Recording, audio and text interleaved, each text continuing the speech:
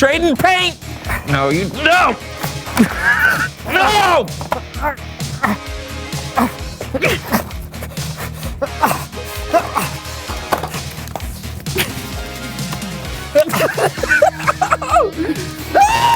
Oh.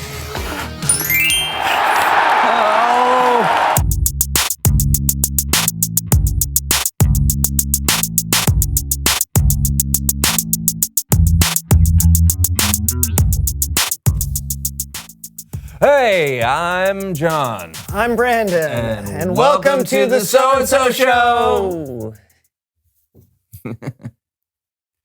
Yep. Welcome. To the show.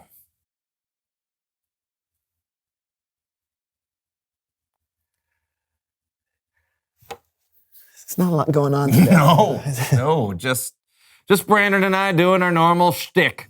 Hey, but just to be sure, let's check out the cue board. Oh yes! The cue board.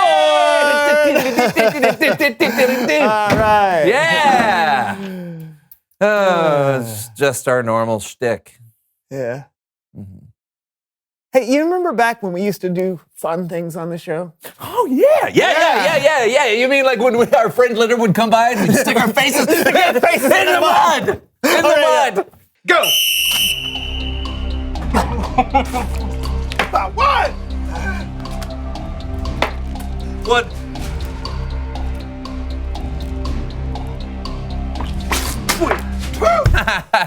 That was fun. Yeah. No, but I meant even further back, like when everything was new and different. Oh, like you mean back when we first met? Yeah. Oh, yeah. Man, things sure were better. They were. Back then.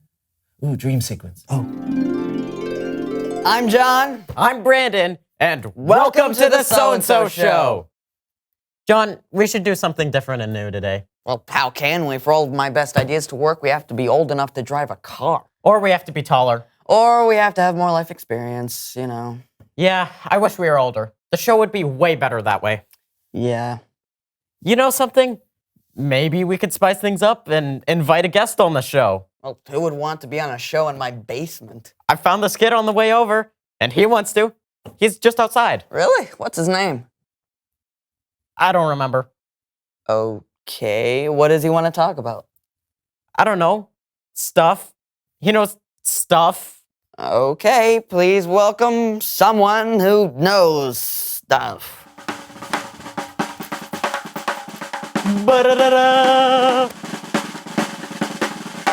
So tell us what you know and who you are. My name is Leonard Fortescue, but my mom calls me Leo. Great. It's nice to meet you, Leo.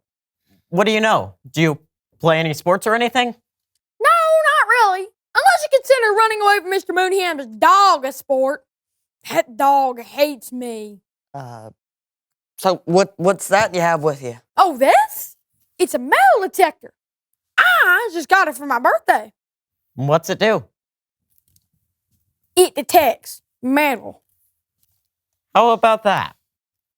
Haven't found any treasure yet, but I did find old Uncle Hubert's false teeth. Well, I guess that's good. No, not really. If you consider that he was still wearing them. Okay. Thanks for coming on the show today, Leo. No problemo. Ask me back anytime. Come on, metal detector. You ought to have a better name than that. Camilla. Yeah. Come on, Camilla.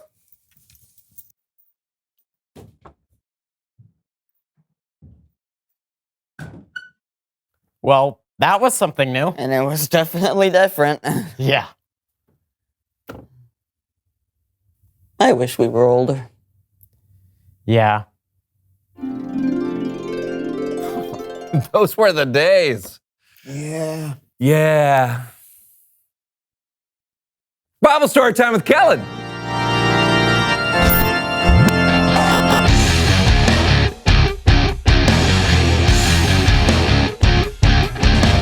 Hey guys, what's going on? Hey, Callan. Hey, Kellen. Not much. Wow, Why are you guys so down in the dumps? Yeah, just kind of bored. Yeah, same old, same old. What are you talking about? What you guys do is so fun and exciting. Doesn't seem that way. You know, I got a story about some people who were complaining about where they were and wished they were someplace else. And I think you need to hear it. Sounds good. Fine. Of course, I'll need the So-and-So Show players to help me out. Perfect. Take it away, Kellen.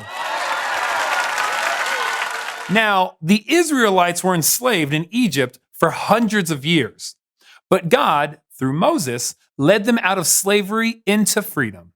We're free! We're masters of our own house! That's right. No more cooking and cleaning no more. We're free! Free! Wait! You're not going to cook and clean no more? No. We're free! Freedom! They may have been free from slavery in Egypt, but it didn't take long for the Israelites to be chained up by something else: discontent. We have to get out of this desert. I'm hungry. Yeah, I'm starting to think Egypt wasn't so bad. We may have been enslaved, but at least we had food. That's right. We might not have been able to go where we wanted to go or say what we wanted to say. Wear what we wanted to wear. We're 100% owned by somebody and forced to build big old buildings. But at least we had food. The people complained to the man who had led them to freedom, Moses. And Moses took their complaints to God. God, I am sure you know this, but everybody's hungry. They're afraid they're going to starve here in the desert. Tell them I will rain down bread from heaven, but only gather as much as you need. Really? You're going to make it rain bread? That's pretty cool. I will send them bread in the mornings, but when the sun goes down, I will send meat. What? You're going to send bread and meat? That's crazy. Then you will know that I am the Lord your God. Yeah. Oh, you got that right. So Moses told the people everything God said. So at night, he's going to send meat, and in the mornings, he'll send bread. Yeah, I believe that when I see it. Yeah, like meat. It's just gonna fall out of the sky.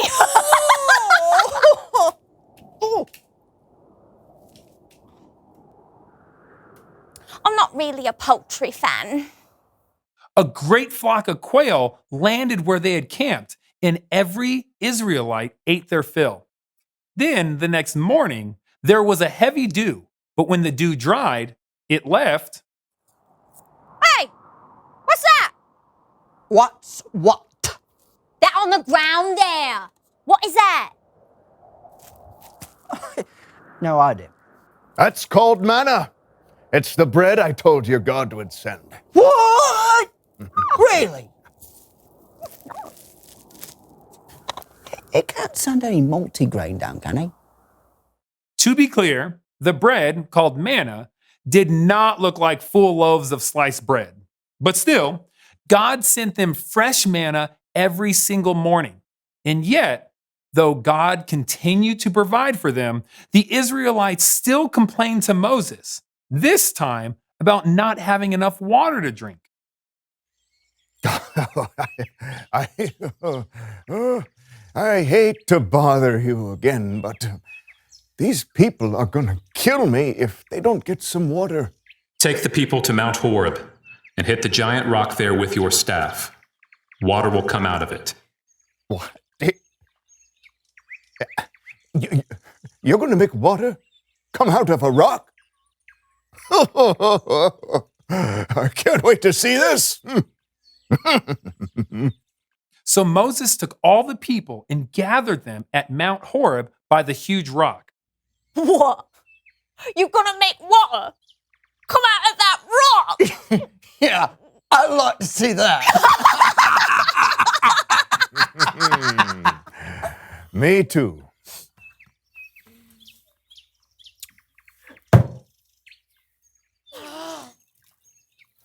Hallelujah.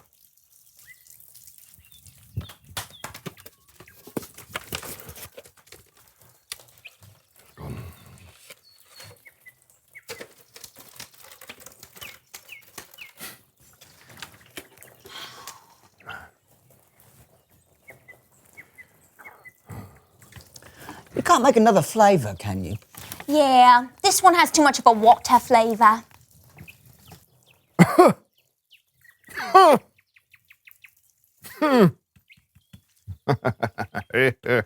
Enjoy. What? It's a little chalky. You don't have any of that glacier stuff, do ya? That stuff is so tasty. They had it in Egypt. The end. Let's give it up for the So-and-So Show players.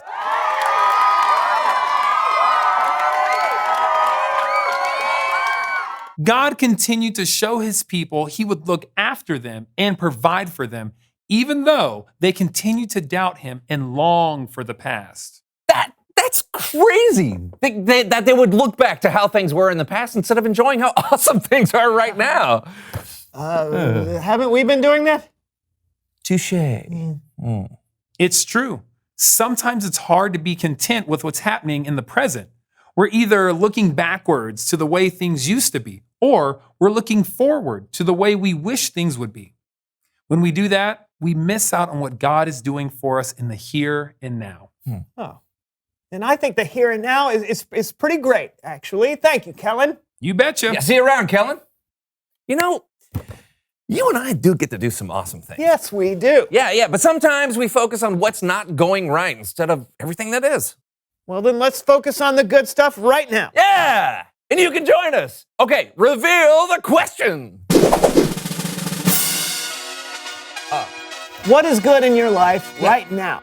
I would say my friendships are going pretty well right now. Oh, thanks, buddy. Yeah, I was going to say the same thing. Oh, no kidding. Also, I'm pretty healthy. That's good. I know God loves me no matter what. That's good. Oh, and my banjo lessons are going well. Oh, yeah. I heard you the other day. It actually sounds like a banjo now. Oh, thank you. Yeah. What about you? What's good in your life right now? Yeah. You know, I'm glad we're older, John. Yeah, me too. We can drive. Yeah, and we're taller. And I can leave my dirty socks on the floor anytime I want. Yeah. Right now is good. Agreed. Hey, thanks for watching the So-and-So Show, everybody. We'll keep getting older. Bye. Come on, Camilla, let's find us some priceless treasure. I do believe this is the first bowling ball ever made. It was actually made out of a giant jawbreaker. Yep, it would have been a terrible piece of candy.